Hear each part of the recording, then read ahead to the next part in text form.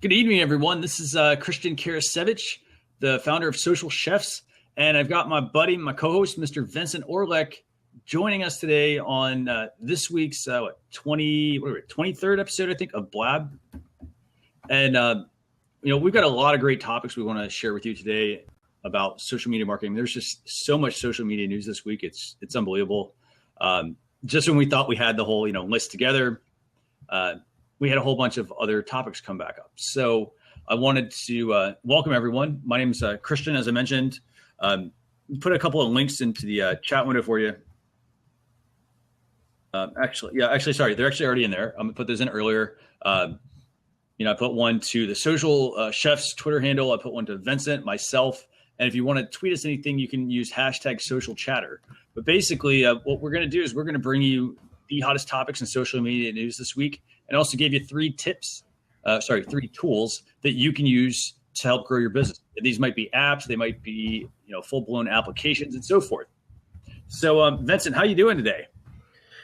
Good. Sorry, I was a little late. I was in a meeting. No worries. Really busy day. I mean, I can relate. So, how do you want to start off? You want to start off with, we've got a lot of Facebook news today. We got a lot of Twitter news, maybe a couple other things. What do you want to start with? Anchor. You know what? Well, let's get to that one at the end, actually. How's that sound? Okay. Cool.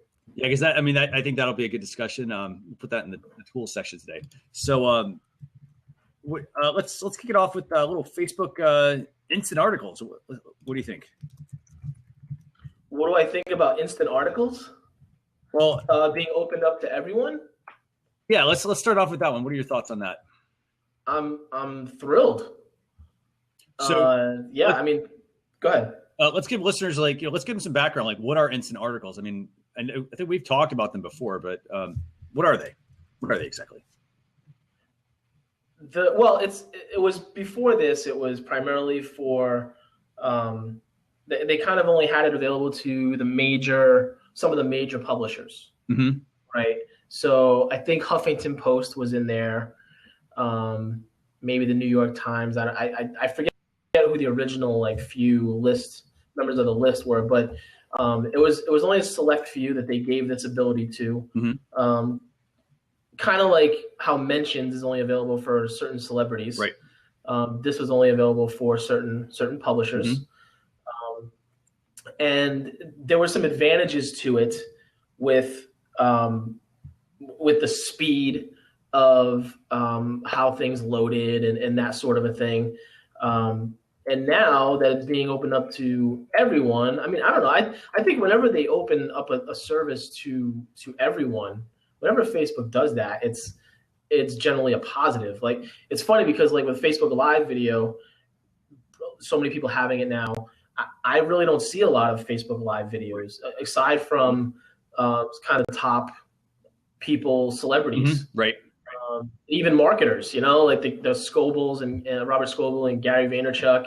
I have some friends here and there that maybe use it, but I really don't see my friends, like people that are not in marketing. Right. I don't see them using mm-hmm. it ever. Do you? I really don't, actually. I've seen a few, but again, it comes down to, the same types of people that you're mentioning, and I think the key thing is with all of this, I mean, we talk about this all the time, but there's just simply not enough time to be able to, to get into, some of these features. I mean, you've got, as you mentioned, there are quite a number of people that were already on or I want to say people, but let's just talk about publishers. Like, there was the New York Times, BuzzFeed, NBC News, Slate, who a lot of the big players, Huffington right? Post, as you mentioned, Washington Post. There's all these things available there, and I think on one hand, I think it's going to be good because it's going to help. I think it's going to really help people branch out. Like, if I'm, for instance, writing for these sites, I can have my Facebook profile necessarily show up, as the author, like in the byline, basically that article that's being shared, which I think will help add some credibility. Right. Because nowadays people are like, hey, I write for, Inc. or whatever, I write for this site. And now they're able to get on that, kind of basically get their name in front of people more, as opposed to just, having it, hey, it came from Huffington Post or Inc. or whatnot. So from a business standpoint, I think this actually could be a very useful thing. This is not a feature that is going to be rolling out exactly just yet. It said, on April 12th at their at Facebook's F8 conference, they will open up instant articles to all publishers of any size anywhere in the world. So the good news is you can register for this ahead of time, and I'm actually going to put the link in here to register. Yeah, I mean, it's not just publishers, right? I mean, it's saying it's going to be open to everyone that uses Facebook, right? On iOS and yeah. Well, and so here's the thing. I guess taking the term publisher into just putting that into context. A lot of people think publisher, they think, oh, I got to be this major site. And you know what? You don't now. Everybody is essentially a publisher because, you run your own blog, you write for other sites and things like that. So it's going to, in a way, it's going to help fuel the need to continue to be, a blogger, basically. And in a way, if you think about it, it's kind of comparable to LinkedIn publisher, which is funny because usually it's the other way around. Usually it's LinkedIn copying Facebook these days. And this is more along the lines of Facebook copying LinkedIn. I'll be interested to see, because when LinkedIn Publisher first came out, it was awesome for the individual user like us that, is not a super celebrity that or an influencer on LinkedIn, technically under their LinkedIn influencer program, where if you publish something, I had something, I was so happy, something I had written got 20,000 views. Wow. And that was like 2 years ago. Yep. Around the time it first came out on LinkedIn Publisher. And I was thrilled. And then the next thing I wrote got kind of maybe half that. And then from there, it was about the time when they definitely put the governor on the reach for those posts. It's like they totally did a bait and switch in a way. They pulled us in. They were like, yeah, use LinkedIn Publisher, put your stuff out here. And then it reaches all these people. And then no, it doesn't anymore. In general, I mean, you might, again, it does come down to the quality of content, but it's still a little bit harder even there to do it. So the fact, again, I will go back to the fact that it's going to be available to everyone. My question to you is this. So publisher I'm calling it publisher, instant articles on Facebook versus Facebook Notes, the new revised Facebook Notes. Are they cannibalizing themselves, or is this that different that they don't have to worry about that? That is a very good question. So I think Facebook's preference is going to be that they want you to use Facebook Notes.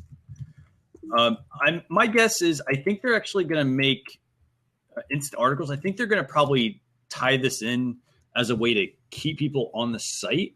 So to keep fresh content there, to encourage people, for instance, to if they have a Facebook profile, for example, to put their profile, to associate their profile with those articles and whatnot, and to get their information, published, on Facebook. So I think in a way they're almost going to work together.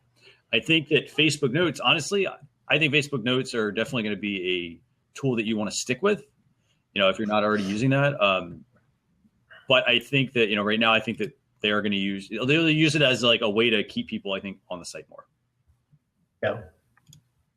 By the way, I'm going to put a quick guide in here for everybody. I think we shared this last week, but for those of you who aren't familiar with Facebook Notes, I do have an article I put together with 10 ways you can use it for business, Facebook Notes for business.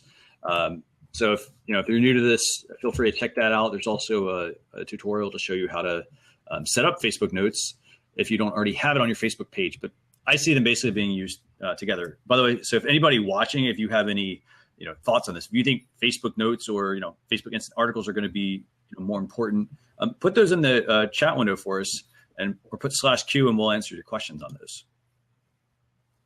So with that, what's topic number 2? What do we got? Facebook Live video rollout. You want to talk about that? Or you want to? Yeah, again, it's we kind of touched on it just now. Facebook Live video. The fact that everybody is getting it is pretty big. The fact that it's going international. It'll be interesting because I think the usage will be different internationally, and very different. I think people internationally will use it from their personal profiles a lot more. Right. and even just for the things that we maybe don't think to use it. Specifically communication with family and friends on just a pure communication level. Not to broadcast themselves, not to promote something or see themselves out there. It's going to be more, people that are just, my family is in this country, I'm over here, and I'm going to use Facebook Live to connect with them. And they'll use I just thought of something. Another reason I think maybe that we don't see as much of our friends using it that are not marketers, because you can select who you want it to go to. Right. You can make it to a certain group or a certain list or something like that. So that I didn't even think about that until just right now. That definitely may be a reason why I haven't seen more of it, because I mean, when I've used it, I've gone public with it. I haven't done selected a specific group or anything. But that makes sense now, and I think that's how people will use it. Internationally, I think that'll be part of it. What about you? So actually, I'll actually address a couple of these questions, by the way, after this. So thanks to Adam for commenting here. I think that I think Facebook Live video. I agree with you. From a perspective of from a family perspective, friends and things like that, it's gonna be an awesome tool for that. Be able to stay in touch. I almost want to compare it to FaceTime in a way, because I can quickly in this case I'm in Facebook's platform, but I can quickly contact some of those people and have a conversation. But I love the comment that Adam here put in the chat window, and this is actually if Facebook Live video sends a push alert to your say 2 million brand fans, and if you can pay to boost your live feed, that is going to be awesome, I think. Yeah, for business pages. And do business pages don't all have it yet, right? Because I haven't seen it. I've seen some. Yeah, I've seen a handful, but I mean, again, they are always testing different versions of Facebook. So some users get things, some users don't. That's been the thing since the beginning, though, that we've talked about too, is just like Adam said, that the brand usage could get really annoying really quick. Right. It could be a bad thing for a brand that doesn't know what they're doing. I would imagine that most, especially the bigger brands, would hold off until they're really comfortable with a strategy or a plan, what they're actually going to use it for specifically, rather than just throwing up a video. Yeah, and that is going to be key. I think definitely having a strategy behind what you're doing and why you're doing it. And the other thing I think that's important is, we talk about this all the time. We're in a way on the cutting edge. We're always talking about these features before people are necessarily implementing them. And, the key thing is with anything that is, that's being talked about and whatnot, you want to actually take the time to kind of figure it out, see how it works, see how it actually fits within your overall strategy, and then start to implement something. You don't necessarily have to just say, oh, Facebook Live video is out, let me go start using this. Right. Because, it can have, as you mentioned, a negative effect on your brand. And actually, I'm going to read through a couple of these questions Adam has put out. Well, I saw, and Adam saying the brand he saw use it was Mashable. Which is surprising that they used it poorly, because Mashable, their Snapchat, they've been on the Snapchat thing on Discover almost. I think they were one of the original 6 or 7, whatever it was. And if they weren't, they were very close to that. And their stuff is always very consumable on Snapchat. So, Adam doesn't lie, so he's telling the truth. I saw Joel Comm use it on his page, not his personal profile, but his brand page. So maybe that's where it's headed. It's not going to be the Oreos and Mash, not Mash, but the bigger brands. It's going to be more that type of usage. Yeah, I think we're definitely getting into a very interesting time, I guess, because we talked about instant articles, we're talking about live video. I mean, we even have something on Facebook Messenger as well, and it's really fascinating, I guess, to see there's all these different touch points that you as a business can potentially interact with and reach your customers. I think it's really going to come back to in a way not saying, hey, I want to reach everybody, but being very specific and being happy with hey, I'm going to reach a certain, small amount. I'm going to influence a certain amount of people right now, and having a very cohesive plan, and goals and whatnot that you want to do. Mm-hmm. So, or that you want to accomplish. So, what else? Next up, which by the way, that kind of gets me to, the topic I just mentioned, which was, Facebook Messenger. So Facebook is, and you can stop me whenever we're like over topics, because we got like a ton of topics, as you know. Topic number 3 is regarding Facebook Messenger, and it's about ads for Facebook Messenger. And I mean, you do have to read through, this article, but basically the gist of it is Facebook is testing a feature to be able to have ads sent through Facebook Messenger. Now, you're not just going to get bombarded necessarily. They are testing some ways to let people contact you. For example, somebody would have to actually, let me find the exact phrase, because there's a very specific phrase for this.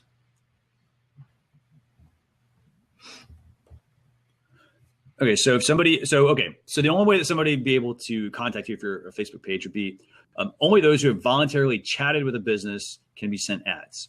So, this would be, again, I mean, this kind of plays off of what Adam was mentioning here. I mean, there's lots of opportunity for Facebook to really get into Facebook, get into Facebook ads and leverage that platform, or leverage that to kind of, help you reach more of your customers. But basically, Facebook Messenger, you'd be able to send ads to people.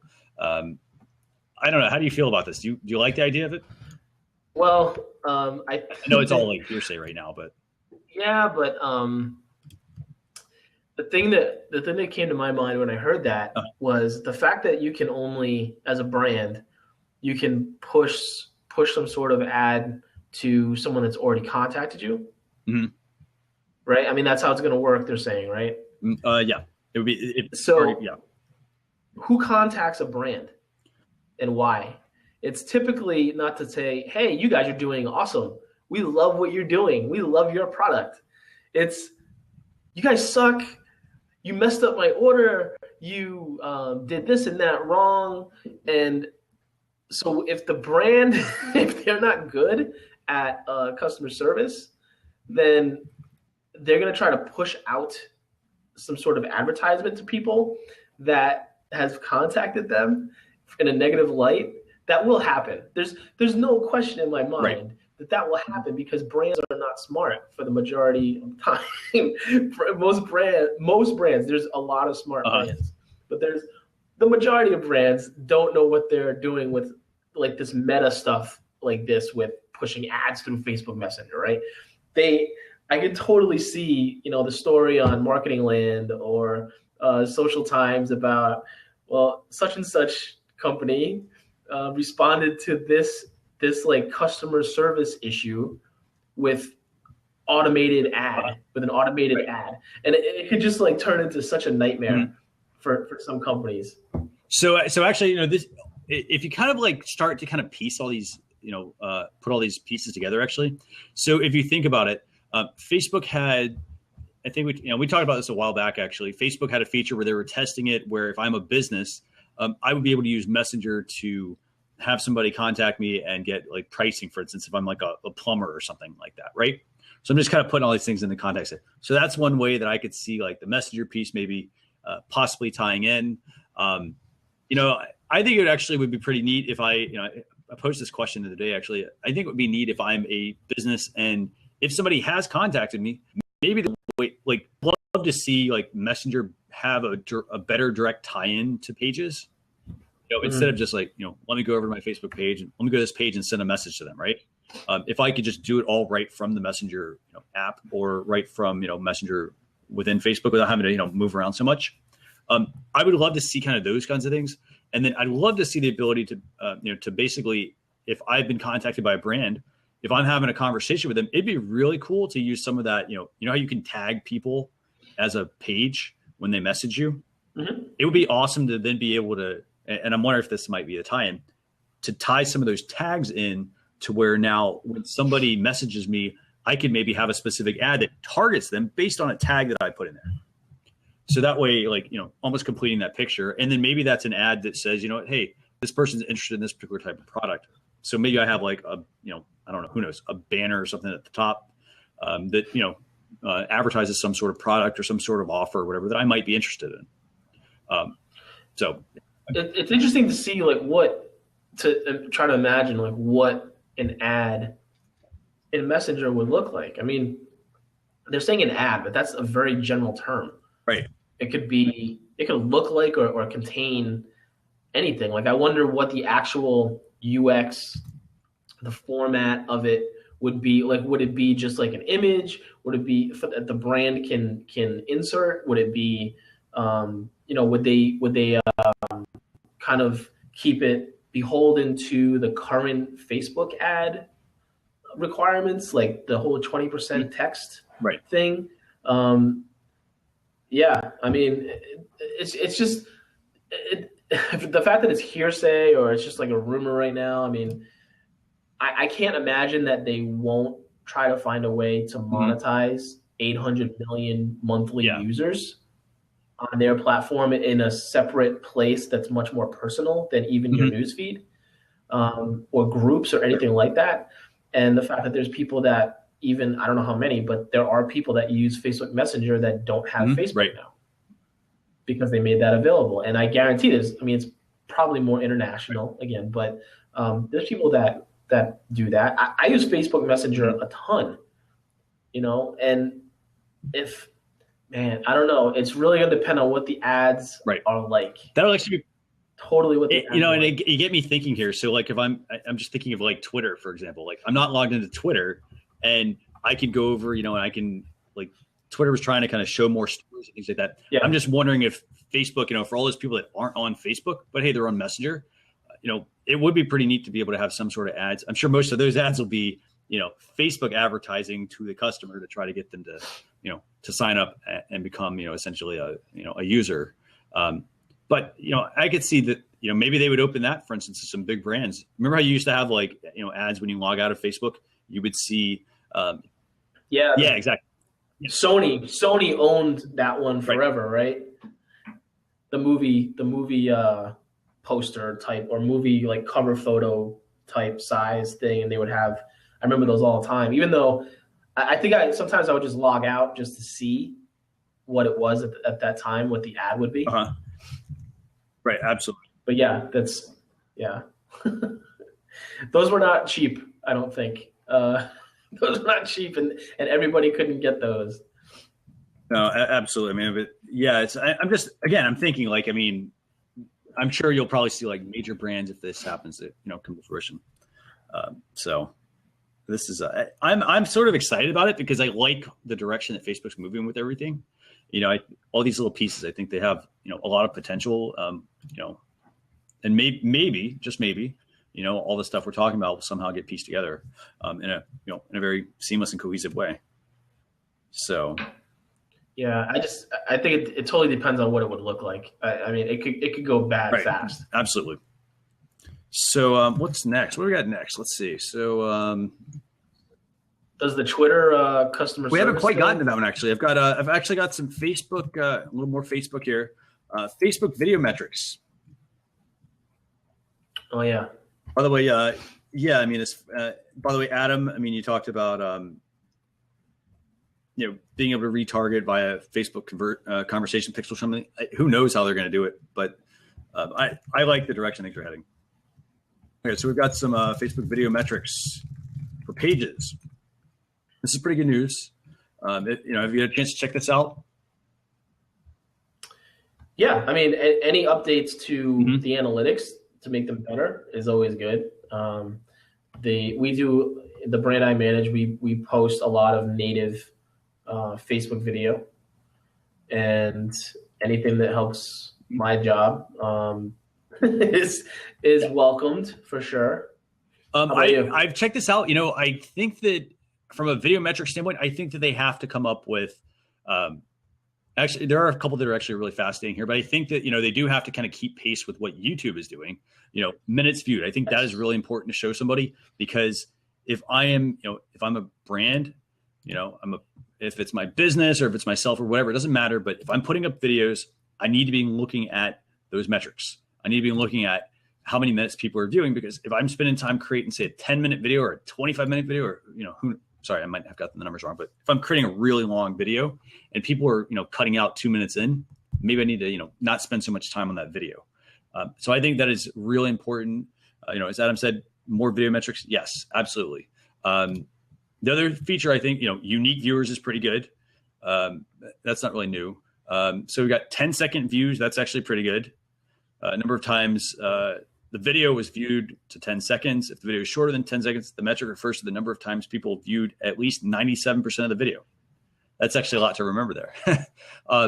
But I think that's actually pretty good to see, 10-second views, so that, because most of the time when you see a video on Facebook, you see the video, you then have to, click to necessarily play it and whatnot. And, it is nice to kind of see that as well. So you can see how engaged that audience is at the beginning and adjust.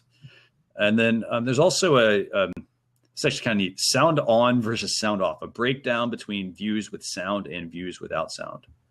So that's kind of neat. How many, have you actually watched a video without sound?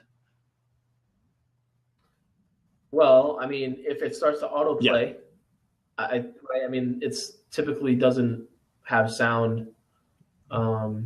Usually, at least for me, it doesn't usually have sound. So I will, because there's a lot of those videos that are like a Vine compilation or something, or even like a highlight, like I follow a lot of sports, and I don't need to hear necessarily the sound, but when you click it to make it bigger, the sound comes on anyway.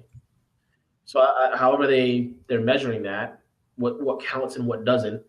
I guess if you're listening to it with sound, they have a way to figure out, or they see that means that you opened it, that you clicked on it to make it bigger, because it automatically does that. And then they have a way to track if you turn the sound off after that. I don't know. By the way, Adam, yeah, subtitles. Adam said that's actually pretty smart. To be able to, if people aren't watching the video, to put a subtitle on. I think it works in two cases. I think one is, I'm wondering, Facebook's probably crawling some of this data, but I think at the same time, if somebody's not watching your video, it is a neat little way to get around it. So, well, what's funny is Adam and I are buddies here in the Phoenix area. We're both big Gary Vee fans, and one of the things that I'm sure he noticed, and if you watch any of Gary's stuff, Christian, I'm sure you noticed. This was several months ago. He literally, on his videos that play in the news feed, in the first couple seconds, he put stop, like big letters at the beginning of the video, like would flash. It would say stop, or stop and watch this, or something like that. And that, I usually would stop anyway, but that made me stop. It made me take notice of you know what? Because there's no sound, that's a really good idea. Literally just call to action, telling you what to do. That's what people respond to. And I thought it was a really, really no, good absolutely. idea. I think, I love the creativity actually that's coming up. I mean, there's so much. That's the other thing. You kind of have to start to think outside the box. I mean, of what you're doing. You can't just let me film a video and let me put my video up on YouTube. Let me take the same video and put it up on Facebook. Look at the metrics. I mean, come up with creative things. I mean, that's the cool thing. There's so many apps these days to be able to shoot just high quality video, and to do neat little effects and whatnot. That really just be creative and test some things and look at the data. That's the key thing. I mean, the data is there. It'll tell you if it's working or it's not. And before I forget, because I'm sitting in here, there's speaking of being creative. So Gary, have you seen that he's doing 8 hours of a live stream on Meerkat, Periscope, and Facebook Live next? It's on the 23rd, February 23rd. So next week. So that I'll be tuning into that. He's going to give away books and stuff too, or even a trip. Not give away books. He's going to give away a trip to New York, full paid, and spend time with him and stuff. But for anyone that may watch this before then or is here live, definitely go check it out. That's ridiculous what he's going to do. He's going to do 8 hours answering questions, not using Blab though. not using Blab. He's on Blab. He's either done a show or he's about to do a show with Mitch Jackson. I know soon. So it's just it's funny. It's like that's such a great way to launch a book. He has his book coming out March 8th. So that is like ingenious. It seems so simple, but it's ingenious. He's going to be on live stream for 8 hours on 3 different platforms. That is like writing the book on launching a book. I mean, that's good. So I like that.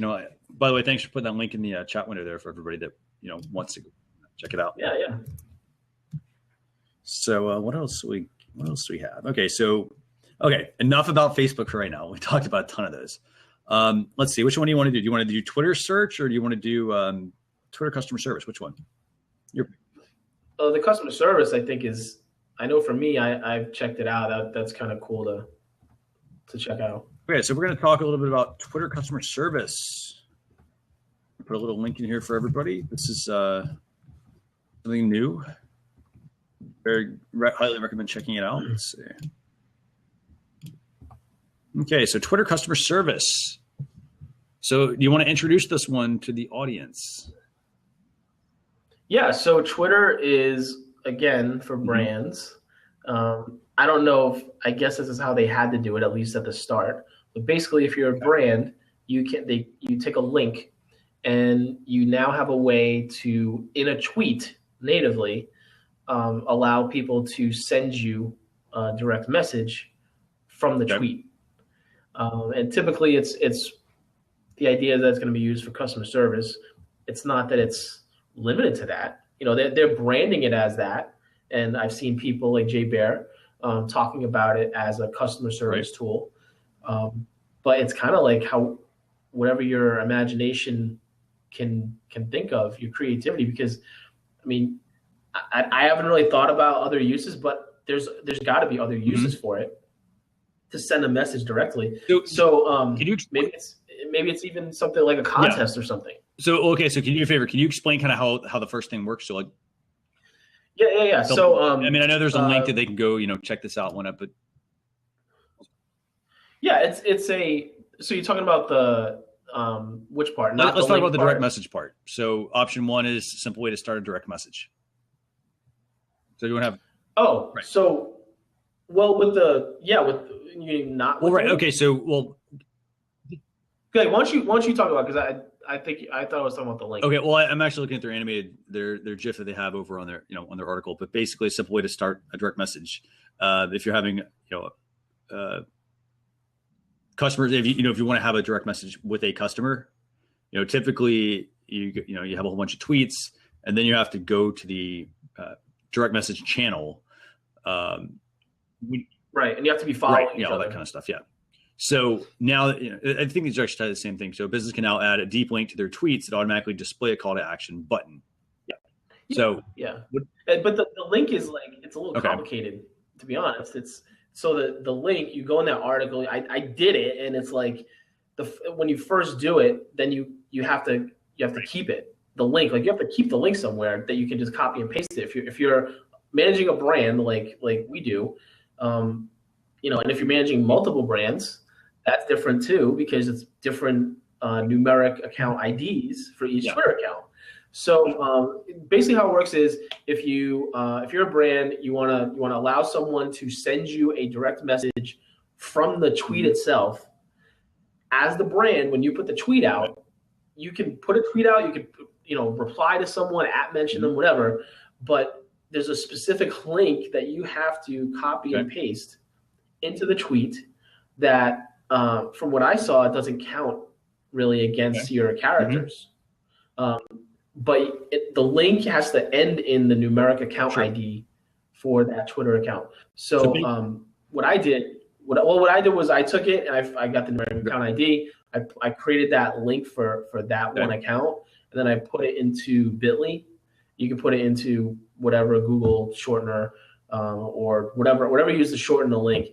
And I found that that's probably going to be the easiest way for me is I put it on Bitly, bit.ly for anyone that isn't familiar. It's a URL shortener. Popped it in there, labeled it, and then that's the place I can now go to grab that link and it does still work, even though it's now a Bitly link. It's when you put it in the tweet, you tweet it out.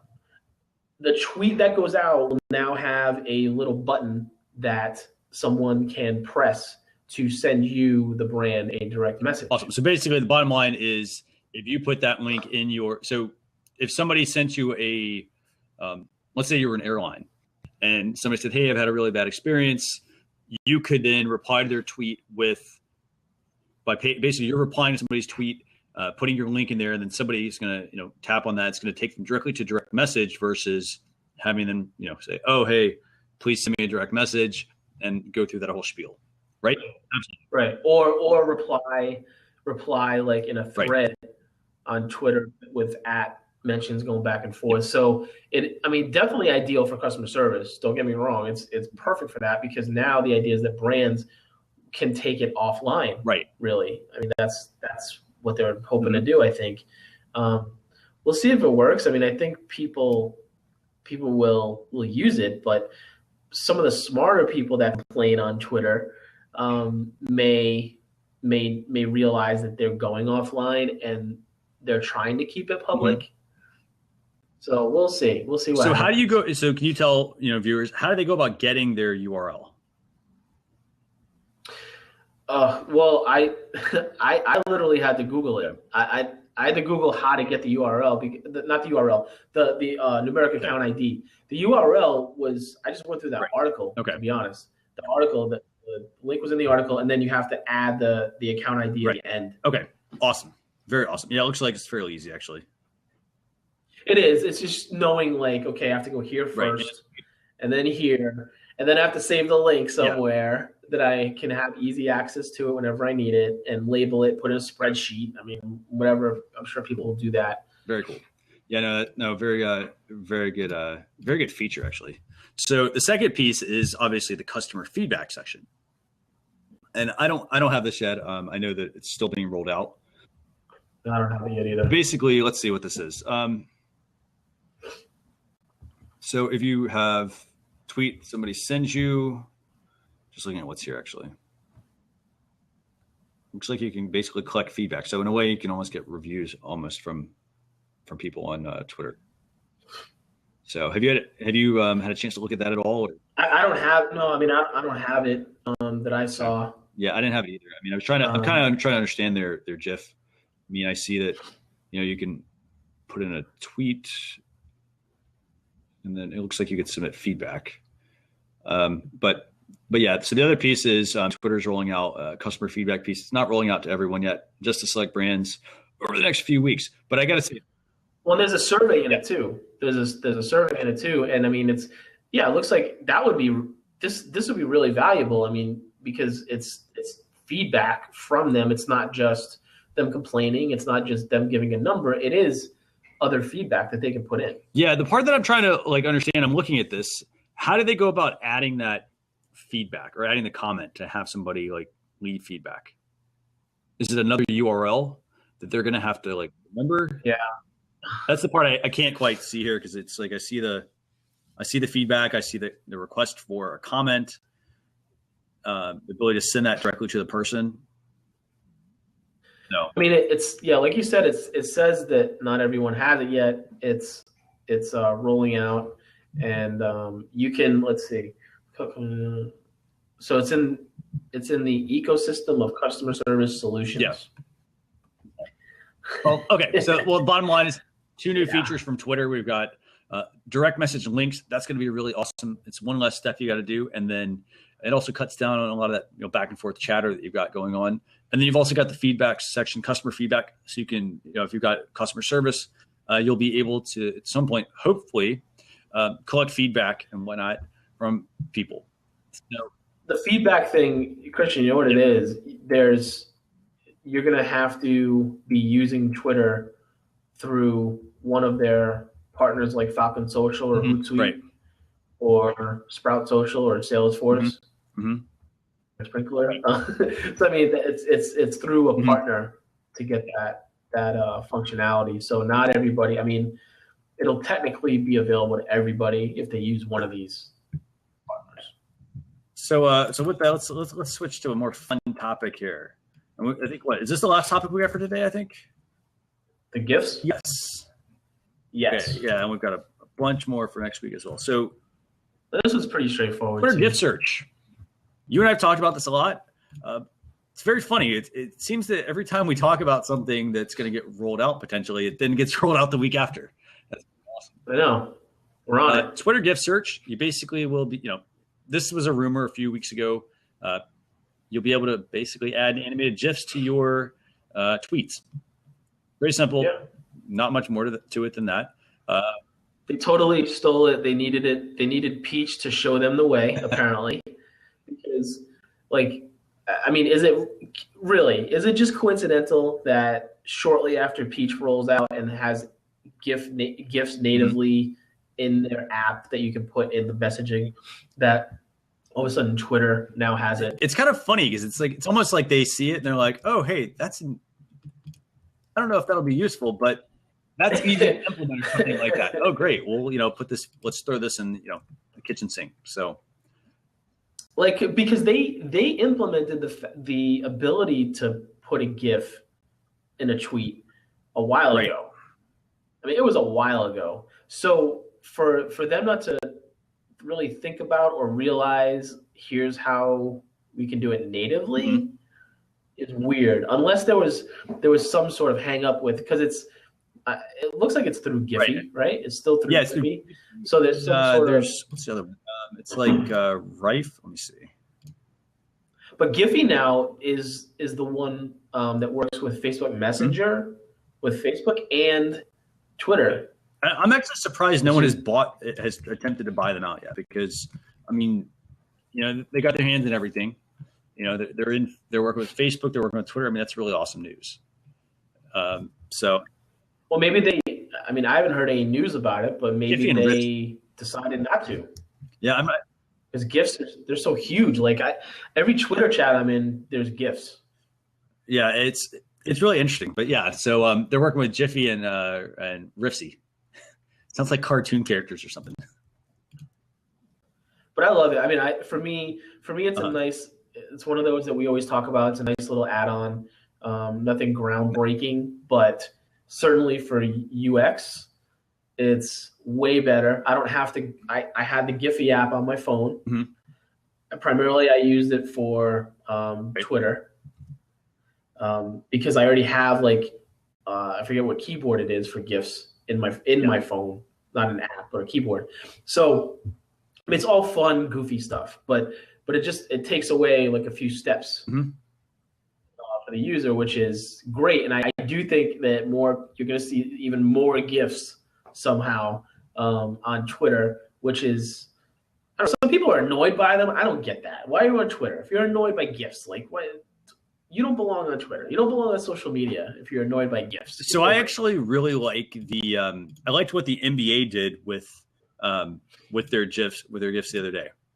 So they did, I don't know if you saw this, but you could tweet, it was like a couple of hashtags for a player and whatnot, and they had their own set. And it was cool. It was they did it with Star Wars and whatnot too. So it was pretty neat. So each player basically had it, and they were doing all-star voting and whatnot with that as well. It was pretty cool. So I love to see more of that kind of stuff. I'm talking more emojis actually, but I'd love to see some of that stuff as well. All the fun stuff. I mean, it all ties together. Yeah, I know the emoji stuff. I know when you tweet a certain hashtag, it's tied in. Yeah, the NFL does it too. I'm sure there's more of that coming down the road with a lot of different things. Actually, along those lines, kind of almost directly along those lines, is it Taco Bell's emoji engine or a taco emoji engine? So if you tweet at Taco Bell with or at I forget the account, but it's like taco emoji or taco engine, something like that. If you tweet at that account with two emojis, you combine two emojis, they'll tweet you back with a pre-produced GIF or picture. And it's really cool because there's a ton. It's just one of those stupid fun things that just I'm sure it drove their engagement through the roof. That did. So I gotta say I like the direction that Twitter's kind of trending in a way. I like that they're starting to take some steps to put different types of content in there to make the platform, a lot more than just like text tweets and, oh, let me put an image with my tweet and whatnot. Like, I like the direction they're heading. So, I think we'll probably continue to see a lot more things from Twitter, even though everybody says, hey, Twitter's dead, right? So with that, I don't think they're dead. we got 3 tools. So that's all the topics we got for today, but we got 3 quick tools we want to share with you. I'm going to let Vincent kick off the first one. It's the one he wanted to talk about at the beginning. It's called Anchor. Tell us what this is. I saw this last week. I didn't share it because I wanted to give us enough time to talk about it. But what is Anchor? Anchor, and I jumped on it afterwards. So Anchor is. It's funny we were just talking about Twitter because I heard it described this way by someone as audio Twitter in a way. And so that's somewhat accurate. It's actually more. I think if there was an audio Twitter, it wouldn't be these messages wouldn't be as long. So basically, what it is it's an audio social media app. You can even say it's like the audio version of Snapchat, which I don't even know if anybody wants that. But it seems it seems to have some legs. It's just audio. It's only audio, and what you can do is you can have these one-on-one conversations or group conversations, or put a thought out there to your connections on that platform. It's connected to the API to Twitter. So when you sign on, and so far that's been like the absolute highlight of the app is the onboarding process. Everyone is like blown away by the onboarding process for the app, how easy and really functional it is to just sign on, and then you just boom, boom, boom. It's really nice and smooth, and then you're in. So that's a highlight. So it's easy to get on it. And then whenever you put out a message, you have the choice to also tweet it out, to tweet out a link to the message. I like it. I mean, I like it so far. I'm not gonna. I know a lot of people are. Well, there's some people that are like, "Oh, this is amazing," and all stuff. I mean, I love the idea of it. I do. It's different because it's sound, but I also don't think we can all go back on how much we like video and visual and say, well, those things. Yeah, we still love those, but then there's audio, and that's better. Like, we can't go back and say that audio is not better. But it's just a different way to communicate. Right. It's that it does when you're listening to it. It does have that podcast feel, like a mini podcast. It's the messages are maximum 2 minutes each. But it is very personal because someone is usually talking directly to you. So in that sense, it's the personal side of it is a huge draw. And so far, it's just been kind of like the usual, everyone jumping on an app and not really knowing what to do with it. Right. And just using it. And it was really fun to set up, actually, when I got started with it. I really liked that. Okay, so you're on there, you set it up, that was fun, cool, yeah, right? Very fun process. So I personally, I think it's still going to, we talk about this a lot, but I think it really is going to come down to, there's all these tools out there. They all, keep us stimulated for a certain amount of time. But, it really is, kind of thinking about what your message is going to be that you share through these. I mean, I like the fact, it's 2 minutes, 2-minute audio. I mean, I've done that with my YouTube videos. I've tried to shrink those down to exactly, 5 minutes or less, because, I don't need to give you a long and lengthy video. I mean, get to the point. Well, dude, for you, I mean, you do the snackables, right? The social snacks. Like, how perfect is it for that? Right. So, I mean, it's in a way, it's almost like it'll be a way to distill it even further and go from under 5 to, hey, try to get it all at 2 minutes, or less. Yeah, it was, and it's just another way to put the content out there. Because video is great, video tutorials, of course, but maybe it's something that you don't need to see the step by step. Absolutely. It's just go through, and then it's also there, and you can just hit play again, and it'll play it again, and it's only 2 minutes. So if you're listening to it, and I think you can fast forward through, although I haven't tried that, so I don't know. Yeah, but overall, I mean, I do like the creativity that's coming out of a lot of these apps. Yes. they're making things, I mean, they're useful, but they're also fun, which was actually going to bring me to the second tool that I want to share today, by the way. It's called Nutshell by Prezi. And this is actually a pretty neat little app. It is so basically what it is you snap a couple of photos. So 3 photos, actually. Sorry, I can't say a couple, but 3. You can add, stickers, you can add text, you can add graphics, all that sort of stuff. And it's going to create a little mini movie that you can use. Pretty fun, pretty awesome. This actually reminds me of, you probably used Prezi for like their, presentations, right? It's Prezi for, I've given presentations off of Prezi. It's really neat because now this is actually going to be, this is tied to mobile. I mean, so you can do all this stuff on mobile and create a neat little mini movie. So, it's again, for both these tools, I mean, they're going to further, entrench our need to have a mobile device, a smartphone. Well, so with this one, with Nutshell, I mean, is it like a step child of Snapchat? Yeah, I mean, that is sort of kind of it sort of kind of reminds me of that. But I'm wondering if it'll end up being something where maybe you can create this and then, share these out to specific networks and whatnot. So. Sure. Do you think that they were thinking, well, everyone's so confused by Snapchat.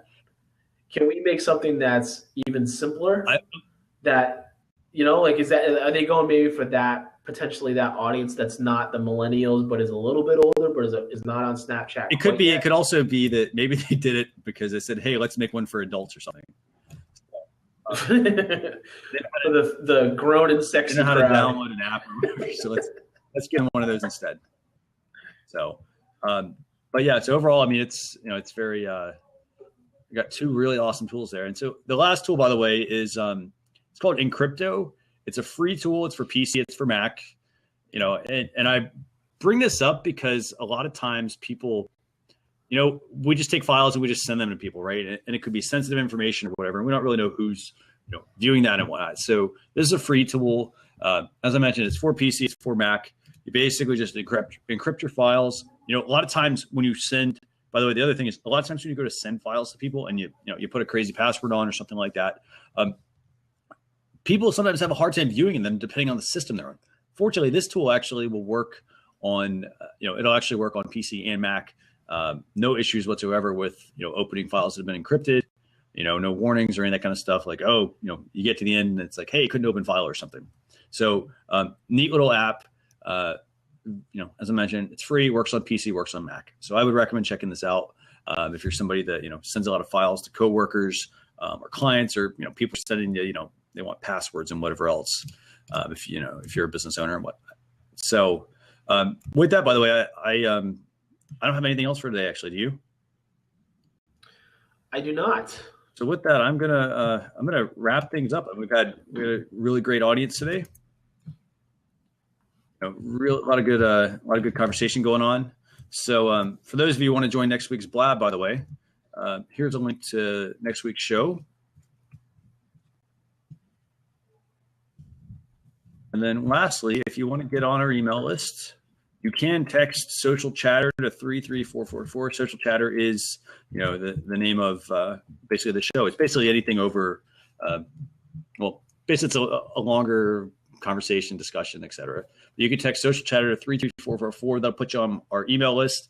And basically, I will notify you about future episodes. I'll give you links to last week's episode, which, by the way, this will be available as a blog post. And you'll also get notified about the topics or some of the topics we're going to talk about on that week's show.